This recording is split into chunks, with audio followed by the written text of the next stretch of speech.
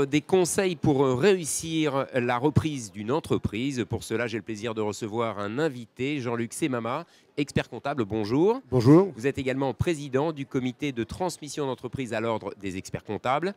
Première question, un projet de reprise d'entreprise, pourquoi est-ce que cela doit s'étudier aussi avec un expert comptable? Il a, je crois, des compétences particulières qui peuvent beaucoup éclairer le repreneur. Oui, bien entendu, la reprise est une épreuve longue, complexe. Il y a des éléments psychologiques pour la reprise, mais il y a des éléments financiers pour la reprise, des éléments juridiques pour la reprise. Et pourquoi est-ce que nous, professionnels, nous sommes des atouts, des partenaires, je dirais pas indispensables, mais vraiment souhaitables pour les repreneurs?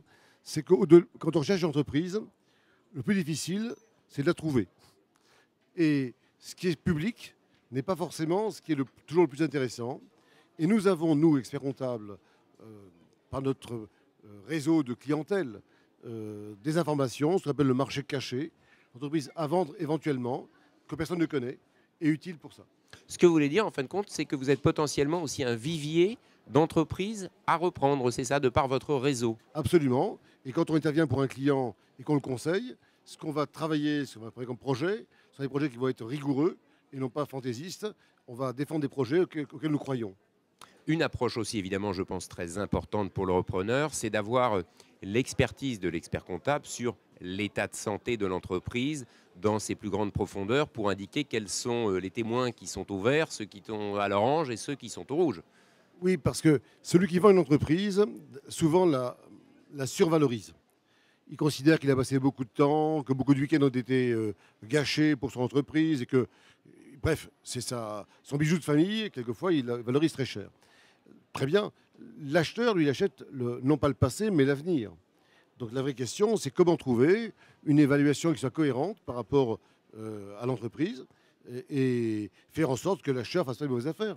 Donc vous trouvez quelquefois des compromis, donc des ajustements, quelquefois même des clauses particulières qui favorisent la cession d'entreprise.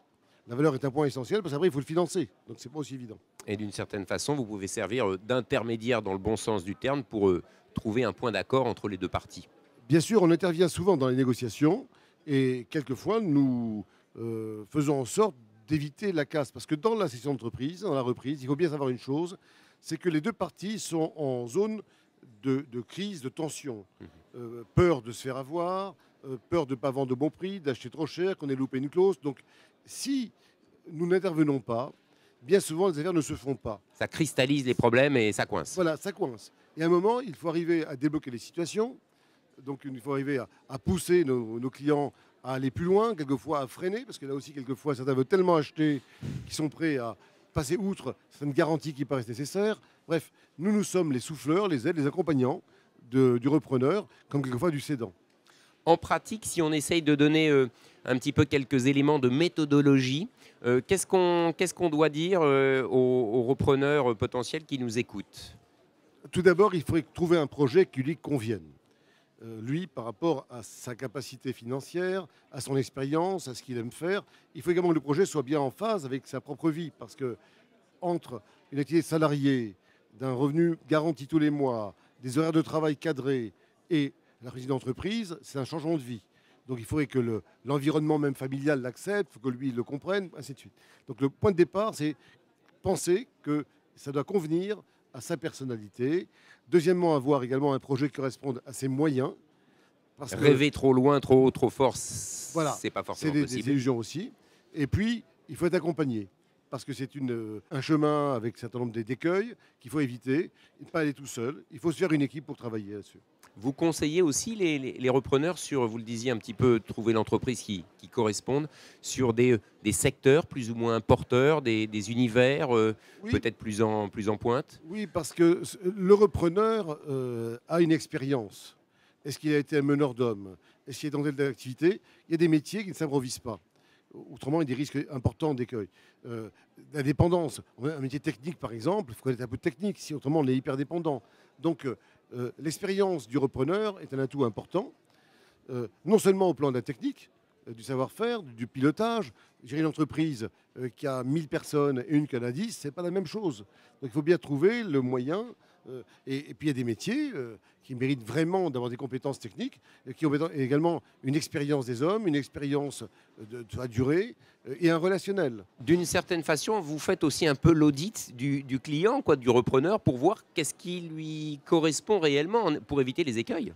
Ah oui, si nous nous sur l'audit d'acquisition pour voir la boîte à reprendre et ses points forts, points faibles éventuellement, il faut également que nous assurions que le repreneur est en phase de reprendre. D'ailleurs, bien souvent, je vais vous dire, une bonne affaire à céder a beaucoup d'acquéreurs potentiels. Et il faut séduire le vendeur. Et bien souvent, le vendeur peut être même prêt à baisser son prix de vente s'il trouve un acheteur qui lui correspond. Et on a vu des cas. Donc je ne parle pas du tout de théorie, c'est la réalité. Donc il faut que l'acquéreur soit bien en face. Il faut qu'il séduise vraiment le vendeur.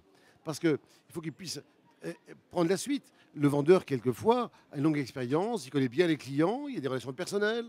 Et demain, qu'est-ce qui se passe? Donc, c'est un élément effectivement essentiel. important auquel on ne pense pas forcément. Bien sûr. Le financement, bien sûr, c'est quelque chose de capital pour la reprise, puis pour la suite de la vie de l'entreprise. L'expert comptable aussi accompagne le repreneur sur la façon de financer, quelles sources trouver, comment bien faire en fait. Nous contribuons à bâtir les dossiers de financement et nous accompagnons dans la recherche de financement les repreneurs. Nous connaissons les codes aussi des banquiers. Il y a des codes pour eux en termes de valeur, par rapport aux résultats, les apports en fonds propres minima, auquel cas les dossiers ne passent pas. Bref, nous essayons de peut-être des dossiers qui puissent passer parce que les banquiers ont leur façon de travailler. Et il faut aussi que le repreneur puisse être en phase par rapport à cela. À défaut, quelquefois, nous conseillons au repreneur de trouver un associé complémentaire qui met des billes avec lui pour ne pas avoir un refus. Parce que parfois, c'est vrai, l'aspect purement financier, les deux personnes se sont mises d'accord, sont OK, et ça coince au niveau financier, tout simplement. La banque n'est pas forcément favorable, etc. Bien présenter son dossier, savoir chercher les bons financements, c'est fondamental. Oui, et au-delà de la banque, quelquefois, nous poussons à trouver un accord avec le vendeur qui peut éventuellement, quand l'acheteur n'a pas assez de moyens, accorder un crédit vendeur éventuellement. On peut aussi quelquefois trouver une solution pour acquérir une partie du capital et une partie ultérieurement le faire en 2 temps, en indexant sur des résultats futurs éventuellement la deuxième partie du capital. Bref, il y a des solutions. La question, c'est de trouver la bonne entreprise et d'avoir un repreneur qui corresponde bien à celle-là. Et d'avoir quand même l'expertise de professionnels pour accompagner, parce que ça ne s'improvise pas. Quelques erreurs types que vous avez pu rencontrer, qu'il faut raconter, qu'il faut... Oui, moi je crois qu'il y a... D'abord, il faut anticiper. Il faut bien savoir que ça prend du temps. La précipitation est vraiment mauvaise conseillère. Ça ne se passe pas en 3 mois. Voilà, ça prend du temps.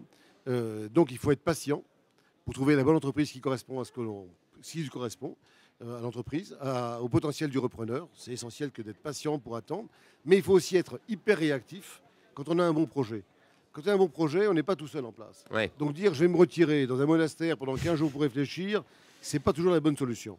Donc en résumé, il faut anticiper, savoir qu'il faut du temps. Il faut pouvoir être patient, pouvoir être réactif et vraiment savoir qu'il faut s'investir pleinement. L'anticipation pour le repreneur, en fin de compte, c'est un bon moment avant, rencontrer par exemple des experts comptables pour dire j'aimerais bien reprendre une entreprise, je ne sais pas forcément encore laquelle, j'ai peut-être quelques idées de secteur, mais c'est bien avant d'avoir effectivement une entreprise sous le nez, de se dire je veux la prendre tout de suite et il faut faire l'affaire en 15 jours. Oui, il arrive que nous consulte en disant voilà, j'ai un projet, est-ce que vous ne voulez pas faire un audit? Pourquoi pas? Mais généralement, la recherche, pour trouver ce qui correspond bien, prend du temps. Voilà. Donc pour ça, il faut aussi prendre longtemps à l'avance et il faut un peu de temps. Enfin, il faut du temps. Vous savez, nous disons souvent que pour le vendeur, entre le moment où il faut vendre l'entreprise et le moment où il va la vendre, il faut 2 ans grosso modo parce qu'il y a des problèmes, des ajustements fiscaux, etc. Pour l'acheteur, c'est pareil. Il y a des problèmes aussi quelquefois de patrimoine à régler. Comment on est marié, quel est que fait le conjoint, comment on fait par rapport à ses enfants, de quoi on dispose. Donc il n'y a pas que des aspects financiers, des aspects patrimoniaux, ça se prépare. Dernière chose, quel regard portez-vous sur le marché de la reprise en général? Il y a des chiffres intéressants à mettre en exergue. Il y a un vent favorable ou pas? Oui, on est dans une période où il y a plus de cédants parce que l'âge fait que il y a le baby boom et il y a des cessions.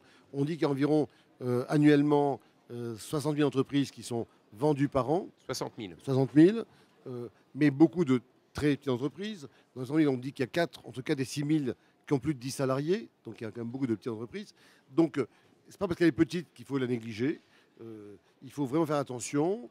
Il y a des problèmes d'hommes, des financiers, des problèmes d'anticipation, commerciaux.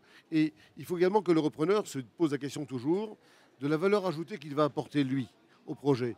On ne prend pas quelque chose et on va continuer comme c'était par le passé. Il faut que la reprise apporte quelque chose. Jean-Luc Semama, je vous remercie. On a bien compris que les experts comptables sont à côté des repreneurs d'entreprise. Merci à vous. Merci beaucoup.